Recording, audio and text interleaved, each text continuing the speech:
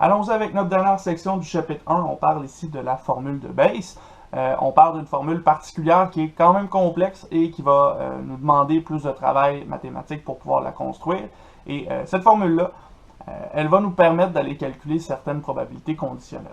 En effet, ça peut arriver que pour calculer une probabilité conditionnelle comme A sachant B, ce soit avantageux de passer par B sachant A. Peut-être que la probabilité B sachant A est plus facile à calculer et il y a un lien qui existe entre probabilité de A sachant B et probabilité de B sachant A. Donc, on va voir que c'est possible de trouver un lien entre ces deux probabilités-là et que ça se peut que ce soit beaucoup plus facile d'aller chercher la deuxième probabilité conditionnelle que la première pour ensuite revenir à cette première-ci. Donc, on y va avec un exemple qui devrait nous montrer qu'est-ce qu'on sait ou qu'est-ce qui est plus facile à utiliser dans nos calculs. Donc, l'exemple 1.30 qui suit, on vous met en contexte, on va acheter des biscuits dans un kiosque de biscuits. Il y a des nouvelles variétés et on peut y goûter puis ensuite les acheter. On peut aussi les acheter sans y avoir goûté et c'est ce qu'on nous donne comme information de départ. On nous dit qu'il y a 70% des clients qui vont goûter au biscuit. On dit qu'il y a 5% des clients qui achètent sans avoir goûté au biscuit. Et on dit qu'il y a 15% des clients qui ont goûté qui vont finir par acheter les biscuits. Dans ce cas-ci, on se demande quelle est la probabilité qu'un client qui a acheté des biscuits ait goûté à ces biscuits-là. Donc, il faut faire attention, c'est légèrement différent du 15% qui est ici. On va voir tantôt avec un diagramme de Venn pourquoi est-ce que c'est différent, ou est-ce que ça a une différence dans ce cas-ci. Donc, allons-y avec les événements que ça nous donne tout ça. On a l'événement A qui sera d'avoir acheté les biscuits. On va avoir l'événement B qui sera d'avoir goûté les biscuits. Et l'événement G' qui sera ne pas avoir goûté les biscuits, donc l'inverse de l'événement G, évidemment. Avec ça ici, on peut se construire un diagramme de Venn. Je vais indiquer l'espace échantillonnal avant de commencer. Et à ce moment-ci, on va commencer par séparer notre espace échantillonnal en deux parties. On a d'un côté tous ceux qui ont goûté au biscuit et de l'autre côté, ceux qui n'ont pas goûté au biscuit. Et là, dans ces deux espaces-là, dans G et dans G', il y a des gens qui vont avoir acheté des biscuits. 5% de G' vont avoir acheté des biscuits et 15% de G vont avoir acheté des biscuits. Donc, on va représenter ça par un cercle qui se trouve dans ce cas-ci. À ce moment-ci, on peut voir la différence de ce qu'on cherche. En réalité, quand on dit 15% des clients ayant goûté en achètent, ça veut dire que dans la partie de G, il y a 15% de cette partie-là qui est couverte par l'ensemble A. Nous, ce qu'on cherche, quelle est la probabilité qu'un client qui achète des biscuits y ait goûté? C'est d'aller voir la proportion que cette zone-là qui touche à G dans notre ensemble A représente sur l'ensemble A uniquement. Donc on voit que cette partie-là est quand même beaucoup plus grande que la partie qui est dans G', donc on cherche une probabilité qui sera quand même grande pour notre ensemble A. Avant de faire ça, on va établir qu'est-ce qu'on connaît comme probabilité. On sait par hypothèse que la probabilité de G représente 70%, donc 0,7. On peut calculer la probabilité de G'. Par nos propriétés, on sait que la probabilité de G', ce sera 1 moins la probabilité de G, donc 1 moins 0,7, qui nous donne 0,3.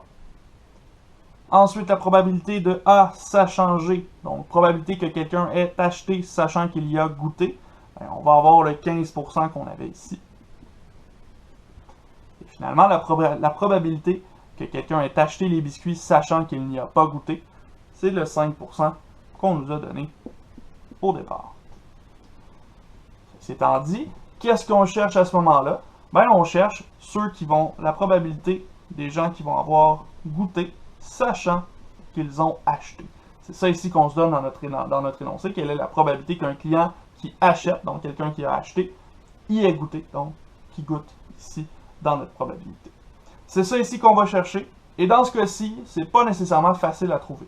Par contre, on connaît la probabilité de A sachant G, on connaît aussi la probabilité de A sachant G', c'est des choses qu'on va utiliser pour aller calculer notre grosse probabilité. Donc allons-y, on cherche la probabilité de G sachant A. Cette probabilité-là, par la définition de la probabilité conditionnelle, c'est égal à la probabilité de G inter A divisé par la probabilité de A. Donc, pour trouver la probabilité ici, ça va nous prendre probabilité de G inter A et la probabilité de A. On y va pour commencer avec la probabilité de G inter A. Pour faire ça, on peut passer par la probabilité conditionnelle de A sachant G. Probabilité de A sachant G, c'est aussi égal à la probabilité de A inter G divisé par la probabilité de G. De cette façon-ci,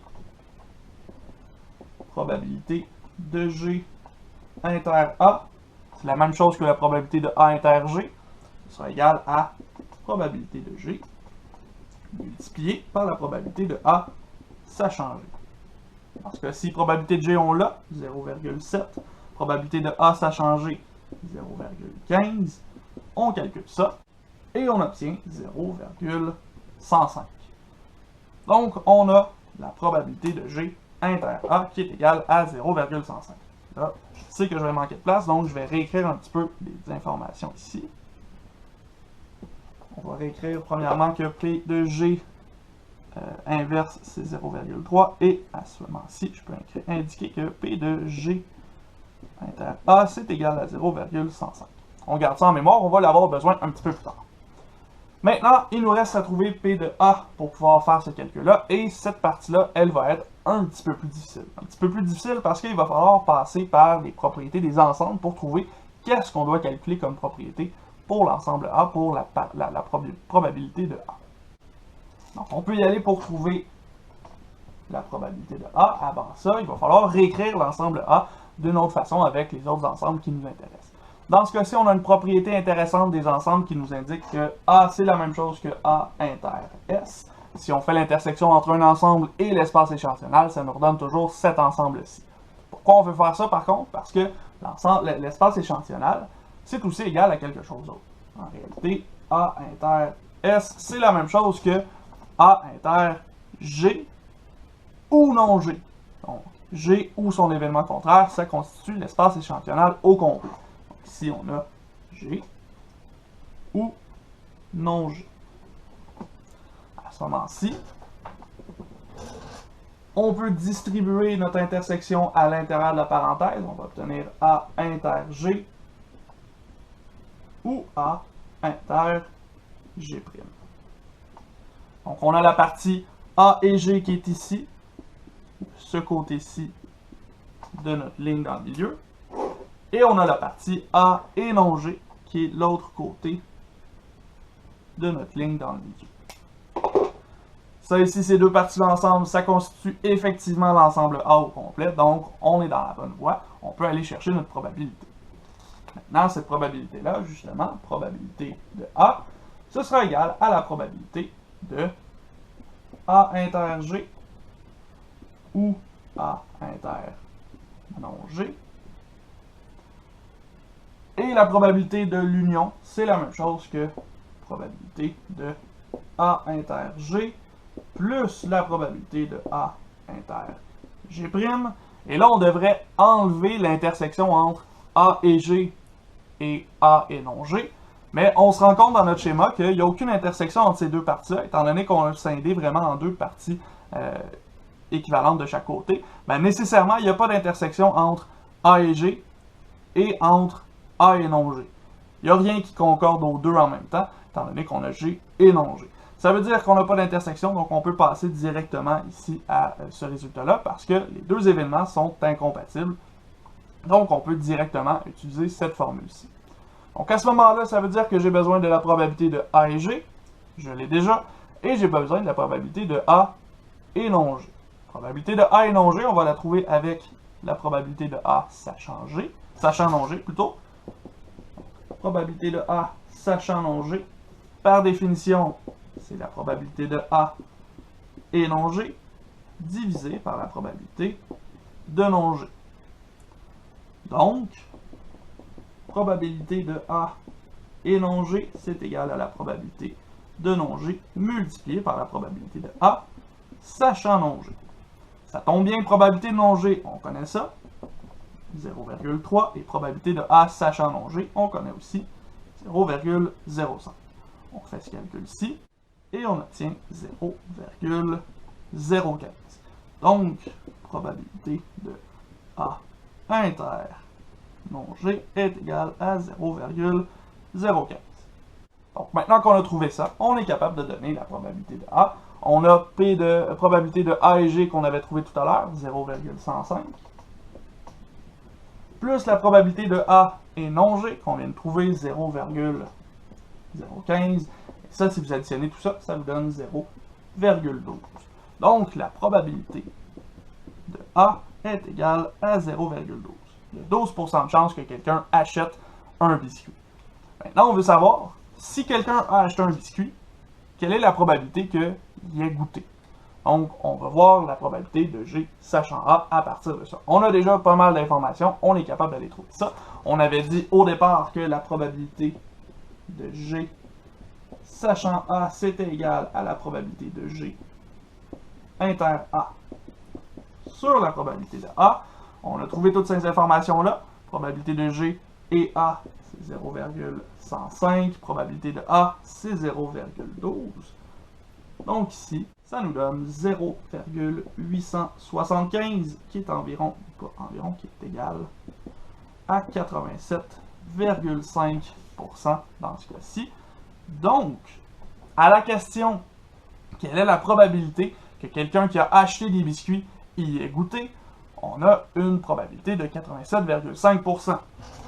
En gros, ce que ça veut dire, ça, au point de vue de notre diagramme, c'est que la chance qu'on se retrouve dans la zone ici en rouge, si on sait qu'on est dans la zone, dans le cercle de A, ben ça représente 87,5%. On pourrait aussi dire que cette zone-là en rouge représente 87,5% du cercle au complet de A dans ce cas-ci. Maintenant, pourquoi est-ce que ce résultat-là, on dit qu'on l'a obtenu avec la probabilité de A sachant G? Ici, prenons-le en note pour commencer, 0,875. On va voir que dans la formule qu'on a utilisée, on a réussi à cacher une probabilité de A sachant G. Donc, on va réécrire notre formule avec les étapes qu'on a faites pour décortiquer chaque partie, puis on va se rendre compte qu'on a effectivement utilisé la probabilité de A sachant G.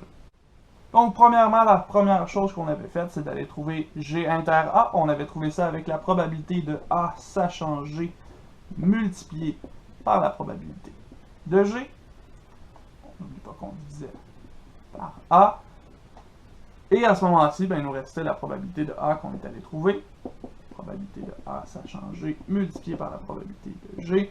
Et cette probabilité-là, on avait obtenu probabilité de A inter G plus la probabilité de A inter G'. De cette façon-ci, on a décortiqué le gros calcul avec la probabilité de A sachant G, probabilité de G qu'on connaît, probabilité de A sachant G qui est aussi ce qu'on avait au-dessus, et probabilité de A sachant G' qu'on peut trouver à l'aide de calculs avec les probabilités conditionnelles encore une fois.